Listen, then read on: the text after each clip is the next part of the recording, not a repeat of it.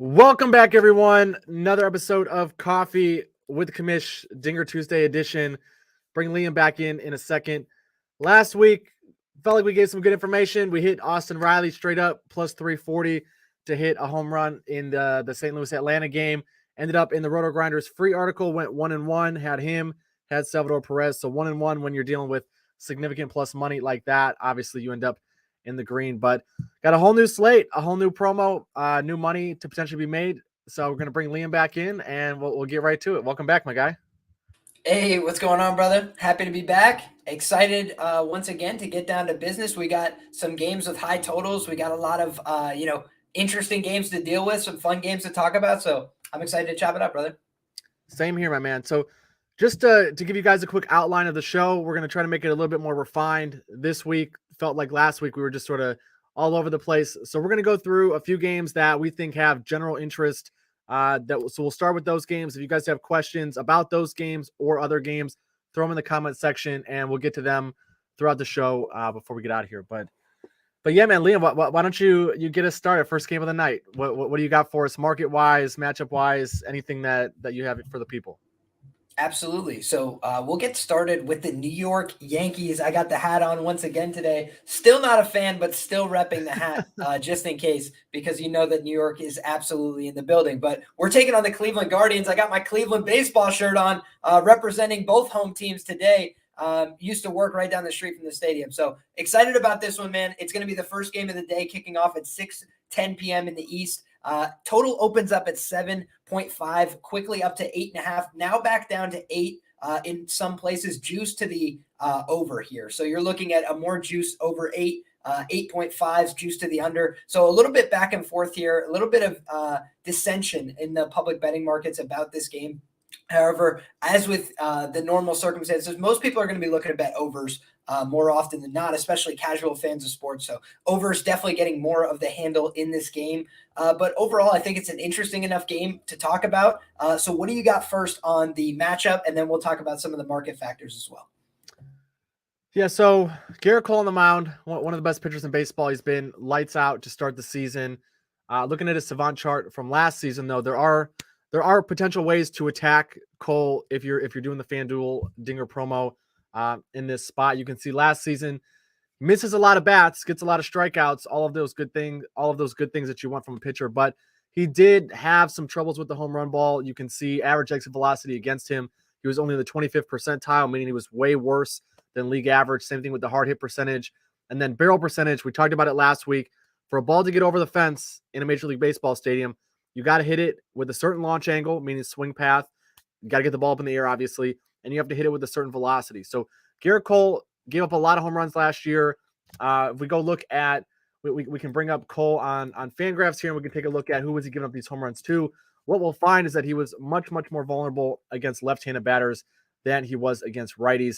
And like we do every week, we'll just show you guys where we go to get some of this information. I'll blow it up so people can see it. Go to FanGraphs. You can go to the splits data here, and we'll go back to 2022 just so we have a larger sample size. There's only been 2 games, obviously, to start this year. One of them last week in New York was very, very cold. So what you can see is he gave up 17 home runs to lefties in about 90 innings, and he gave up 16 home runs, one less home run to righties, despite having more innings pitched against them, seeing more batters faced. When we go back, we could scroll down, we can look at the batted ball metrics here, and we can start to piece this together a little bit. Against lefties, left-handed batters, he gave up a fly ball percentage north of 50%, which is grotesque. If you're trying to keep the baseball in the yard, that's a gross number. He does a much better job against righties getting them to hit the ball on the ground. So when you're thinking about guys in this game for the Cleveland lineup, Jose Ramirez hits the ball in the air a lot more from the left side of the plate, so facing a right-hander, Garrett Cole tonight. Pull swing. Josh Naylor's another guy who has some good home run pop, especially against right-handed pitching. The wind blowing out tonight, roughly 9-ish miles an hour around first pitch, and you can see that it's a little warmer in Cleveland than it has been the last couple of weeks. So there's a nice confluence of factors here if you are targeting this game for an over or for a home run prop. You have Cole, who's vulnerable to left-handed bats. The Guardians have a couple of those with some power potential. The wind is blowing out towards right field, and the weather is relatively warm. So for me, this is a game that I think could be targetable for the promo. But what's the market telling you, Liam? Yeah, I would tend to agree, right? And speaking of Josh Naylor, I think that if you're looking to target a Cleveland bat for this game, Josh Naylor is probably the one to go with, because when you're looking at the FanDuel promo, one of the things you want to avoid is, betting into the worst lines that FanDuel is offering, right? So like FanDuel is aware that they've got the promo going on. So what you want to do is you want to shop around and see if they've got somebody I want to bet on anyway, somebody that I think is going to hit a home run. I feel like they're good for the promo, and FanDuel is offering the best odds. That's the confluence of factors that we want to get maximum expected value from a promotion like this. So I think that Josh Naylor, right now, the average odds for him to hit a home run today, according to OddsJam, plus 472. You're seeing a plus 480 on FanDuel. So they have better than average odds on the bet. And in addition, they're giving you the promo on the back end. So if I'm wrong about Naylor, if somebody else gets the home runs, I'm still getting that EV, that equity on the back half of the promotion. Now, that being said, I think that a lot of people will be looking to target the New York Yankees batters as well in this game, just because they're a very public team. They're going to get bets every day, and when you're looking at Aaron Judge in particular, I think this is a game where the market support is there. I mean, it continues to drop. It was over plus 200. It's dropped under that number, key number for betting purposes. Psychologically, the sports book, when they don't watch your action anymore, they'll drop it right below that plus 200 number, plus 196, I think it is on FanDuel. So basically trying to start dissuading some action there. That's a sign of market strength. However, people to hit a home run at plus 200 long term, that's a tough EV play to make as well. So looking at somebody that's really, the highest plus EV play on the board today, Oswaldo Cabrera, plus 750 right now on FanDuel. The market average is plus 563. So I'm curious what your thoughts are from a matchup perspective here, Kamish. But talking about almost $2 of market value, that's something that you very rarely see. Even in a derivative market like this, the market width normally isn't quite that high. And you're looking at prices as low as plus 480 on Fliff, plus 500 on most sports books. And Pinnacle, unfortunately, does not have this market priced out, but you're even seeing sharp books, Caesars, plus 600, DraftKings, same range. So everybody is basically a full dollar under this. Then it's just a question of, are we, $2 under it? Are we $2.50 under it? So do you have any thoughts on that matchup in particular? Because the EV from a FanDuel point of view is outstanding. Yeah, I did. I brought some stuff up here. Also, I just will say I didn't give my, if I'm picking a guy in this game, it's also Josh Naylor. I think he absolutely detests Garrett Cole, so I think he's got that going for him as well. Looking at the wind, I think this is another thing that could potentially make your stance on Cabrera more appealing than maybe Judge, especially with the market undercutting him so much. Aaron Judge, right-handed batter. Aaron Judge hit 62 home runs last year. I'm not going to sit here and say that Aaron Judge hit a home run is a bad bet, but when you're looking at what types of factors are making it easier or more difficult to hit a home run, Judge hitting the ball to right field would take advantage of the wind. But what we know is most home runs that they're pull side or to center field. And this here, actually, if Aaron Judge hits a ball in the air tonight, substantial wind blowing out to right field will actually take the ball and it will float it further to the deepest part of the ballpark. Judge certainly has that power, but I think there is other opportunities here. You can look Oswaldo Cabrera, switch hitter. So tonight against a right-handed pitcher, we'll be batting from the left side of the plate. You can see 2023 off to a rough start. There's a lot of blue there. Last year he didn't play a whole lot, so there's not a ton of savant data. But if we go look at his career stats on FanGraphs, you can see that all 6 of his career home runs have come against right-handed pitching. So you're facing a right-handed pitcher tonight. Hunter Gaddis in his career, also not a huge sample size, but he's given up a fair amount of home runs, especially relative to the number of innings that he has pitched. Against left-handed batters, he's been tattooed. He's only thrown in his career 5 2/3 innings against left-handed batters, giving up 3 home runs. So that's an opportunity where maybe you can take a little bit of a stab. I'm going to scroll through and look at his batted ball rate. I would be shocked if it's too appealing because, again, Cabrera is not the biggest home run hitter in the game. But if we take a look, this is actually way more appealing than I would have thought in his career. Again, this is smaller sample sizes, but gets the ball in the air a decent amount. He doesn't have prodigious power like some of the other Yankees guys, but with the wind blowing out, with a pitcher who's prone to give up the long ball, what did you say the number was on Cabrera? Let me pull it back up here. I just had it. Plus I got 750 compared to plus 563 market average.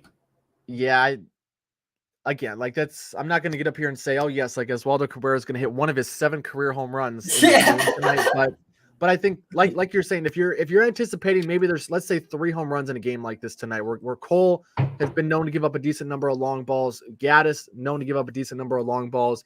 So if you're betting the promo's 25, if you bet 25 on this game and there's 3 home runs hit, you get 15 back in free bets. So you may be risking $10 on Cabrera at plus 750 here to hit a home run. And of course, if he hits a home run, then you're making money on this game regardless. If you're looking for a long shot, I think it's Cabrera. I think the Josh Naylor and the Jose Ramirez options are probably my two favorites if you're targeting this game. I like it. I'm with you.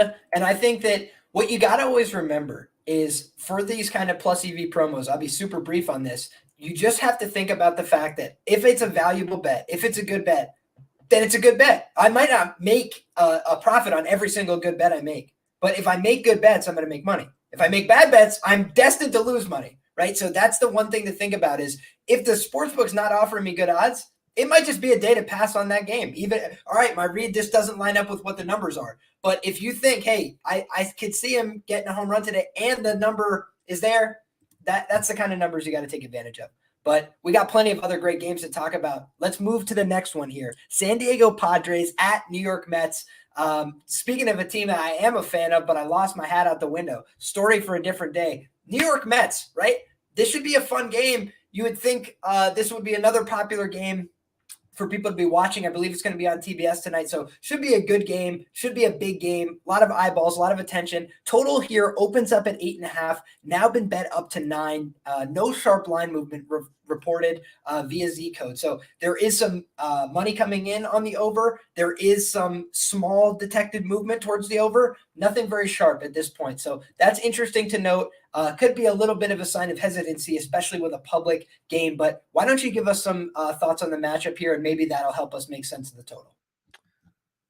Yeah, absolutely. I think like always when we're starting with a game on Dinger Tuesday, you got to start with the wind. Where's the wind going? What's the weather look like? You can see similar to what we just saw in Cleveland, wind blowing out towards right field, over 12 miles an hour, sustained probably around 10 miles an hour for the whole game. So right off the bat, you can look at that and say, okay, we're not dead on arrival. There might be a shot to get a ball or two over the wall tonight. Go take a look at the starting pitching matchup tonight, and we can see that we have Ryan Weathers against David Peterson, 2 left-handed hurlers. Weathers, not a whole lot of sample size in his career, missed all of 2022, more or less. 2021, though, you can see he had a lot of blue on his Savant chart. You can see barrels gave up a lot of home run optimized swings and contact, gave up a lot of hard contact. You can see the average exit velocity and the hard hit percentage both coming in here in the 17th percentile. So right there, I'm taking a look at, okay, the Mets, who hits left-handed pitching well. We can go take a look at the splits from 2022. We'll put this on left-handed pitching. And what we'll see, we're going to expect Pete Alonso and some of these guys to show up near the top here, but maybe some surprising candidates to get the ball in the air here. Maybe an Eduardo Escobar if he's in the lineup. Pete Alonso, of course, 45.1% fly ball rate in 2022. Machado's got an opportunity against David Peterson, 41.5% fly ball rate. Lindor also gets the ball in the air a decent amount. We go over and we look at Peterson. Again, 2023, not a huge sample size to start the year. If we go back and look at last season, these areas on the Savant chart that are of importance gave up a lot of hard contact, and he gave it up quite often. Average exit velocity, 18th percentile. Hard hit percentage, 21st percentile. And then barrel percentage, which is arguably the most important metric to look at here for the Dinger Tuesday promo, 41st percentile. So in my mind, the wind here obviously favors left-handed hitters more than it does favor right-handed hitters in this spot, but it's not necessarily prohibitive to right-handed hitters. And when you have guys like Ryan Weathers and David Peterson who have struggled with the long ball in their career, and you have guys on the other end like Manny Machado and Pete Alonso and Frankie Lindor that have some good home run pop, this is a game too where I think that there's an opportunity to probably get 2 or 3 home runs here. So if you're taking a shot on the promo and there's someone that you like, I think this could be a worthwhile risk in this spot. I like where your head's at. And, there was not one name that you said that really stuck out to me, which is Eduardo Escobar here. It seems like the best EV play on FanDuel right now. You're looking at a plus 500 on FanDuel, plus 407 on Pinnacle, plus 411 market average. Next best number that you're seeing on the board is DraftKings at plus 425. So pretty significant difference there. I kind of like that from a market standpoint because the width of the market overall is very small with this one outlier price. And the outlier price is on FanDuel. What else is on FanDuel? A bunch of nerfed home run props. Guys, just because I am, Nostradamus and I can identify for you this game is on TBS, maybe there's going to be some eyeballs. FanDuel's paying attention to the same thing. So a lot of guys that commission listed off, they don't have the best odds on FanDuel. They have the worst odds on FanDuel. If you look at every sports book that's offering odds on the prop, they've got the very worst one because they know a lot of people are going to be betting home runs in this game. So for me, that's something to keep in mind. One player that Kamish mentioned, great odds, great EV, great matchup. Everything checks the box there. Plus 500 odds, I think that one's worth a stab. Otherwise, I would probably steer clear of a game like this and look for games that are a little bit more open-ended in terms of your opportunity where, maybe FanDuel's not protecting themselves as much, but 7:10 p.m. on TBS, I mean, a lot of people are going to be watching this game, paying attention. So I think that Escobar is the play. Otherwise, I think we should move on to the next game here. What do you think, Kamish?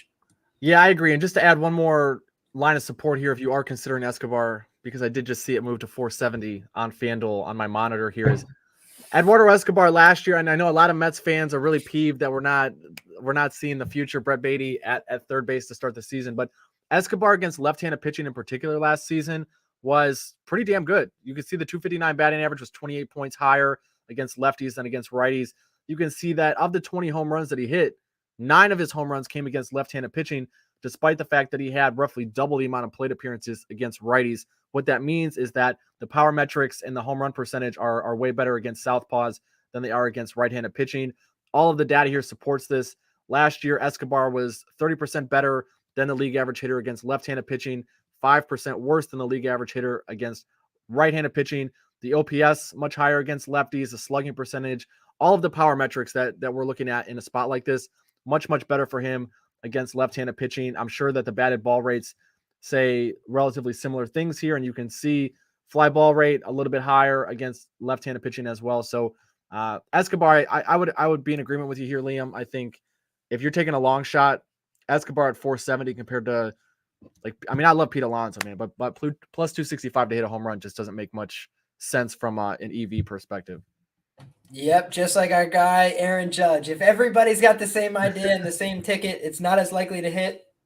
And if it does, it's not going to hit often enough to pay off the price that you're getting. So it's just something you got to know going in. And maybe if Aaron Judge goes 3, 4, 5 games without a home run and everybody's like, oh, he's washed, whatever. When people start to go the other way, that's when you get in. That's when you find your opportunity. But while everybody's feeling the same, you're just not going to get a great price on it. So something to keep in the back of your mind. But the game that me and you have been excited to talk about, since we decided we were going to do this video, is obviously Seattle and Chicago. I know that you're going to break down the matchup reasons why, but from just a market standpoint, for a guy like me, total opens at 9.5.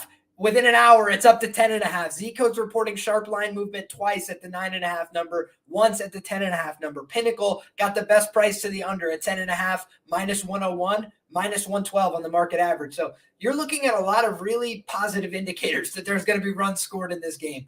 When you're talking about a Dinger Tuesday promo, makes a lot of sense. Wind blowing out at Wrigley Field, that's something you're going to talk about in depth, why it matters.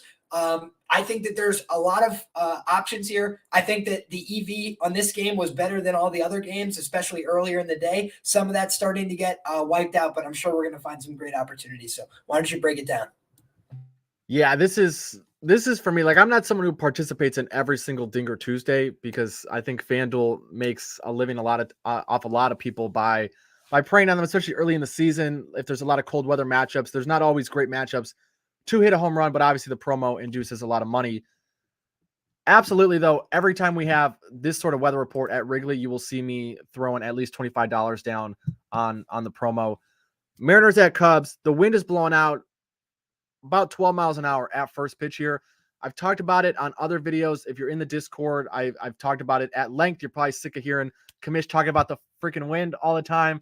But Wrigley is a very old stadium. And what that means is the way that it's built, wind can have significant impacts at this stadium in a way that it just simply cannot have at some of the new, more modern ballparks. So when you see a wind of 12 miles an hour at Wrigley, and then like we just talked about this game in Flushing tonight in Queens with the Mets, 12 miles an hour in that ballpark at Citi Field is nowhere near the same impact as 12 miles an hour at Wrigley Field.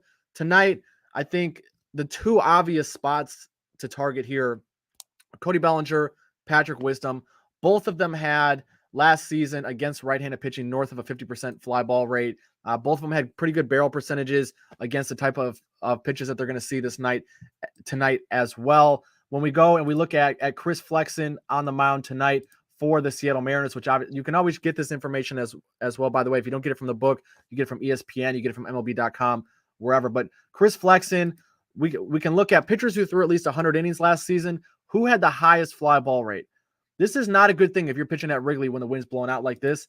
Chris Flexen had the 12th highest ground ball rate. 12th highest fly ball rate of any pitcher in baseball last season that threw at least 100 innings. Another thing working against Chris Flexen, if we can go pull up his savant chart here, the guy does not get many swings and misses. So what does this tell you? There's a night when the wind's blowing out, this guy gets a lot of his contact up in the air, and he's not really good at avoiding bats. This year, 17th percentile in K rate. Last year, 9th percentile in K rate. Doesn't get a lot of guys to swing and miss.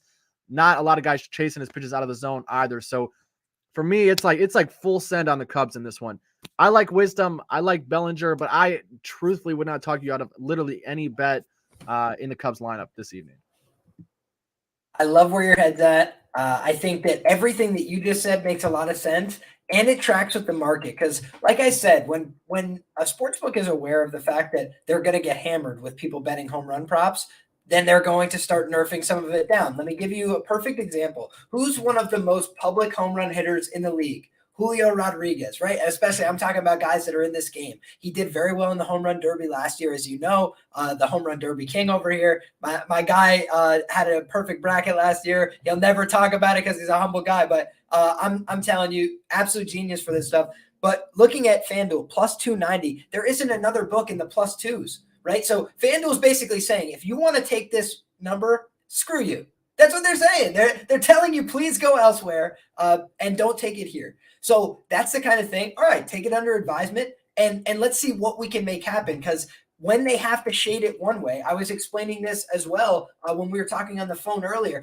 It's always based on a certain percentage, right? So when FanDuel is putting together this home run milieu, right, they might say we want a 14% theoretical hold on this market, right? Which is pretty big for them. It gives them a lot of leeway when they have to pay out one of these, oh my God, the plus 900 hit and somebody put a 50 on it. Like now these are the kind of things where they're trying to induce action. So if they get hammered down on one line, it's got to go up somewhere else. They've got to give you some equity elsewhere. And in this case, they ended up giving you some equity on Patrick Wisdom, right? You talked about why he's such a good play from a matchup standpoint. I'll talk about why he's such a great play from a market standpoint. You're looking at an average odds of plus 251. You're looking at the best available odds of plus 295. That's on WinBet. No promotion on WinBet. So take the 10-cent discount at FanDuel, still getting 35 cents of value to the EV of the average odds.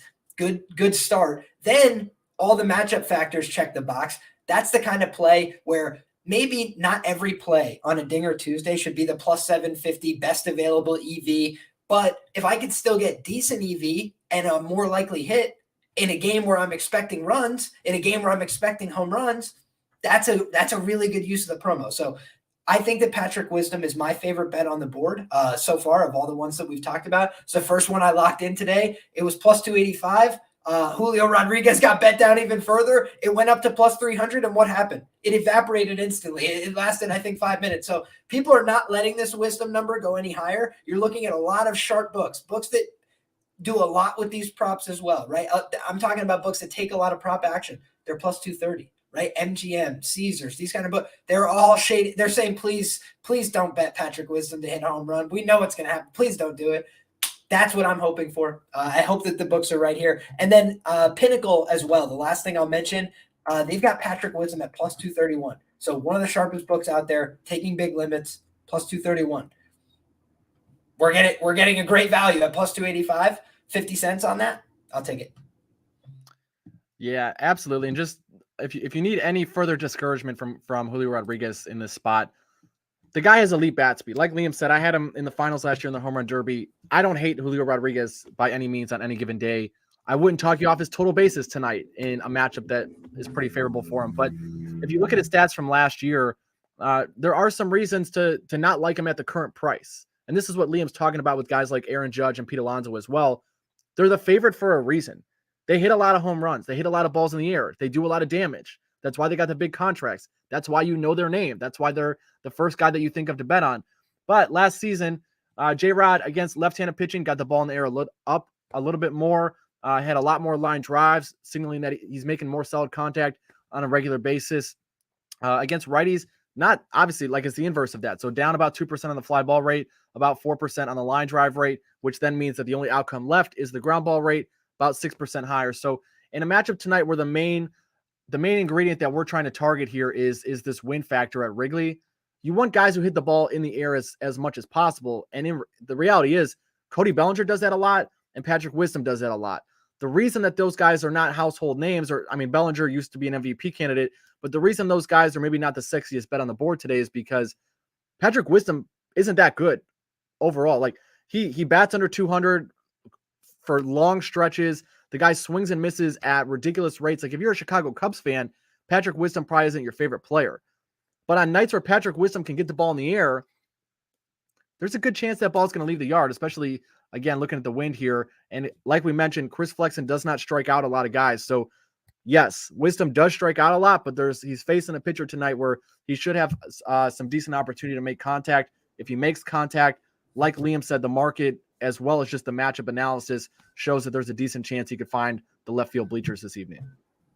Absolutely. Want to give a shout out to our guy, Pat Kappa, says he's playing Cal Raleigh in this one. Cal Raleigh is also a great bet. Just frankly, right off the rip, you look at Cal Raleigh, best available odds are on FanDuel, plus 330, plus 293 is the market average. So market average supports it. Pinnacles plus 287, they support it. Bunch of other sharp books. Resorts World at plus 270. You're looking at DraftKings plus 290, MGM plus 270. Those books are books that are not trying to lose money. And that's why they've really nerfed this prop down. I think that in this case, we talked about why you could find some potential value in this game. People are going to be hammering the very public home run hitters in this game. Cal Raleigh is a sharp play. So you have a lot of options in this game. That's the bottom line that you need to think about. What is your goal on this game? Do you want to go for the guys that are, a little bit in the safer range, under 300, that are a little more likely to hit it, under 350 that are a little more likely to hit it? Or do I want to take some additional risk but get some additional EV? I will just say, for whatever it's worth, the best EV of any player in this game right now, according to the market strictly, is plus 390 on Dansby Swanson. It's a 6% EV play to the market. You're looking at the next best available price is plus 350, plus 326 on Pinnacle. The average odds are plus 330. So 6% EV on that bet right now, according to OddsJam. I think that the last thing that we should close out with is a brief discussion of the St. Louis and Colorado game. Liam, just a super quick point on the Cal line, because you brought it up, and I didn't even see this this morning, but our guy Cal is actually someone that I like even more than I realized. I was focusing on Flexen and his fly ball rates, but Wisniewski also has some significant fly ball rates to pay attention to. And then we also have Cal last year. I pulled up his the custom sheet that I have. So this is home runs per plate appearance. Aaron Judge obviously led the league. Mike Trout, Buxton, Schwarber, Giancarlo, guys that you would expect. Who's number 8 on this list in terms of home runs per plate appearance? More than Pete Alonso, who's plus 285 this evening. Anthony Rizzo plus 255 over on FanDuel. Austin Riley, Mookie Betts, Paul Goldschmidt, who we're going to talk about in a second in this Rockies game. So 6.5% home run rate. That's nothing to sneeze at. So I think your guy Pat Kappa might be onto something as well tonight. Yeah, absolutely. And you know what? You actually made a good point. The one thing I wanted to say as we move off of this game was we're talking about Julio Rodriguez in relation to the FanDuel Dinger Tuesday promotion. I talk all the time about why you want to shop for different prices, why you want to get access to every sports book that you can. You could get Julio Rodriguez at plus 420 on Caesar's Sportsbook. Maybe that's a fine bet. Maybe that's a bet that you'd want to make. However, if you can get a bet at plus 420 and you take it at plus 290, you will never make money betting on sports. I'm just telling you straight up as your friend, right? It's not going to happen. It's simply not going to happen. If you take the worst of it on a number like that every time, there's just no way you can win. So you should always be looking to get the best of it. If there's a plus 420 out there, see if Caesars is running some kind of promo today. See, because these sports books have to compete with one another as long as you make them compete with one another. So if they give you a bad price, take your business elsewhere. That's what you always got to think. And make them compete with each other. In this case, FanDuel, take them for everything they're worth on this Dinger Tuesday promo. But if they're not giving you something worth taking, let it go. Always take the EV. Take the EV and run, whichever sportsbook offers it. Well said, my brother. So sorry to cut you off. Let's go St. Louis, Colorado. What you have for us? Absolutely. We'll go quick on this one, man. But what we've got is a total that opened at 12. It's still at 12. I was saying to you before this, I mean, what are you really going to do with a number like that? Hard to come in too heavily on the over. But frankly, this is a game that's just expecting a lot of runs. So why don't you talk through the matchup and why that is? Yeah, I think the important thing here is, so Coors, we can see, like some of the other games we've highlighted on this slate, some relatively favorable weather conditions, 78 degrees-ish at first pitch. You can see the wind blowing out towards right field. The one thing that's maybe a little bit of a misconception about Coors, there's a ton of runs scored there. No one's denying that. That's why the total's at 12. That's why you routinely see totals released at Coors at 10, 11, 11 and a half, stuff like that. Even when there's bad offenses like we saw over the weekend with Washington and Colorado there. The one misconception that I want to potentially clear up here, though, is this is a 3-year rolling average for night games. You can see Coors is number one up here in terms of park factor for runs, and by a significant margin, has a park factor of 130 for runs scored, 11% higher than Great American, which is routinely referred to as a launching pad. So there's runs scored at Coors. There's reasons that the totals are always released so high. But the way the runs are scored is maybe not the way that people realize. You can see that, yes, there are a lot of home runs at Coors. The altitude is a big factor in that. But there are other parks in the league that are more conducive to hitting home runs. You can see that across the last 3 years in night games, it's only the Coors is only sixth in terms of park factor out of the 30 stadiums, the 30 venues that or 29 venues that we have available over the last 3 years here. So when you're looking at a Dinger Tuesday promo, I think it's very easy to sit here and go, oh man, like we got a game at Coors, let's make some money. You might see a ton of balls in the gap. You might see a lot of contact, a lot of line drives, stuff like that. I don't know that we're going to see 5 home runs in this game. We do have some things like Arenado, like Goldschmidt, who are very solid against left-handed pitching, going against Kyle Freeland, but there's not really any discernible splits in this spot with Michaelis or with Freeland, where I'm sitting here like, oh man, like we should target this guy. The market doesn't know what they're doing.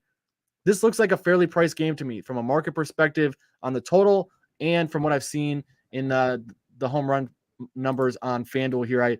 There's nothing for me really where I'm like, guys, you need to go do this right this minute.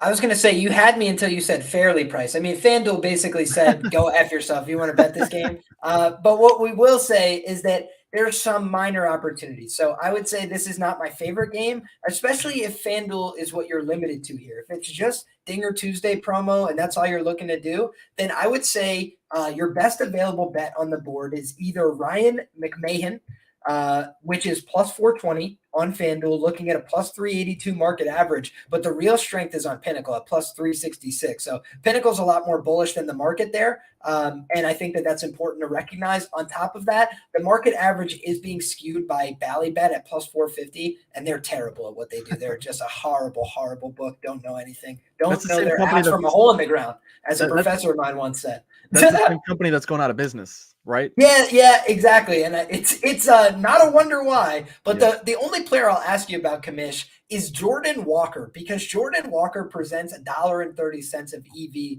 to the market average here. You're looking at plus 630 compared to a plus 504 market average. A lot of books, especially sharp books, plus 475 on MGM. And MGM, I'll never accuse them of being sharp, but they are afraid of losing money. They're very afraid of that. If you have a brain to try and bet with them, they'll eventually kick you out, like all these things. But the other thing they do is they nerf the shit out of anything they think is going to happen. And so you have to be very mindful of that and say, man, they're really low on this. If they're really low on something and you could get a good set of odds, that's interesting. Plus 475 on MGM, plus 460 on Bet Rivers, plus 485 on WinBet. So a couple really sharp books that don't like to lose money, Resorts World as well, all under plus 500, and yet FanDuel is over plus 600. That's a big gap. It's a lot of width. So I'm curious what your thoughts were there, but otherwise I got nada on this game and don't love it because a lot of the big names in this game are absolutely nerfed from a home run perspective to the point of, futility. I agree. Jordan Walker, highly touted prospect. There was a lot of hype on him during spring training in particular, and now obviously with the big league club. You can see he's been relatively strong to start the year. From a home run prop perspective, this eighth percentile walk rate is actually good because he's not going to sacrifice an at bat with the base on balls. But he's not a guy who's going to hit probably 45 home runs. You can see his barrel rate early on, 45th percentile. Quick look through stuff at the minor leagues. You can see that against left-handed pitching, still very good, 851 OPS, but he's better against righties. That was where he drew more of his power. You can see the slugging and the OPS both higher against right-handed pitching. So for me, it's like you look at the weather, and again, like we talked about it in some of the other games, you want the wind to be helping pull side. So Jordan Walker here, you can go back and you can double check on Savant, bat right-handed. So you want that wind to be blown out towards left field for a right-handed batter. And when you go back and you look, it's blown out towards right field. So it's gonna help. So that's why FanDuel gave you the best odds. Yeah, so it's like it's not to say that it won't happen, especially in a place like Coors where just warm weather and being in the altitude can help any ball get out. But when you're talking about maximizing what's already a low percentage outcome being a home run, that just doesn't happen that often, especially for guys who aren't huge power hitters. Like it's not a bet that I would recommend to anyone, and not even on a Dinger Tuesday. So, and you know me, I would never recommend a home run prop any day of the week. But if you're getting a promo at FanDuel, sometimes there's some opportunities to attack. Personally, I just don't think this is one of them. I love it. Well, there you have it. Then I would say pass on this game entirely because that was the only home run bet I thought that was worth having there. The last thing I'll mention is just, we've talked a lot about, how to target some of these specific games, but just from a, FanDuel EV perspective, the best bet on the board for any home run right now is Carlos Santana in the Houston Astros and Pittsburgh Pirates game. It is plus 680 on FanDuel. It is plus 433 on Pinnacle, plus 467 market average. It's a way off market number. So maybe that means they've got some inside information that this guy stubbed his toe in the locker room. But if not, then I think that the number just is absolutely bonkers, makes no sense. So game that we didn't have time to talk about and we're probably not going to get to, but just for a reference point, if you guys believe in EV betting, it's almost 30% EV. So it's just an insane difference in the market and the no vig odds. Yeah, we won't dive into this. If you guys have a question about Santana, feel free to DM us or let us know in the comments. But about 70 degrees at first pitch. Wind is blowing out, not in the direction that Santana would need for a poolside home run, but could help. So worth a look. I mean, when you see that big of a market discrepancy, I think, maybe investigate a little bit further. But yeah, we won't cover on here. If you guys have any questions, feel free, DM one of us, hit us up in the Discord, however you can get a hold of us. I think that's how we'll handle that. Anything else from you, my guy, before we get out of here? No, sir. UFC Kansas City this weekend, right back at it for me. So you can find me everywhere at Liam Picks Fights. Until next time, hope you guys have a great Dinger Tuesday. God bless you all. Enjoy those games. We'll get right back at it. Let's win some bets. Sweet. Well, Liam, appreciate you joining as always and cameoing as Liam Picks Dingers on Tuesdays during the baseball season. But appreciate everyone tuning in. I know we do this at 3:00 on a weekday, on a work day for most people. So appreciate everyone who tunes in live. If you don't catch it live, always feel free to catch it on the watch back. DM us in the Discord at the Lab VIP. DM us on Twitter. I'm at Commish Film Room. I'm on Facebook, Instagram as well. Discord's always the easiest way to get a hold of me. We have a free section and a paid section. But yeah, guys, thanks for joining. If you find the content valuable, we're always going to plug. Please like, share, subscribe. Help us get in the algorithm just so we can keep bringing you more of this content. Best of luck on your bets. Until next time, see you guys.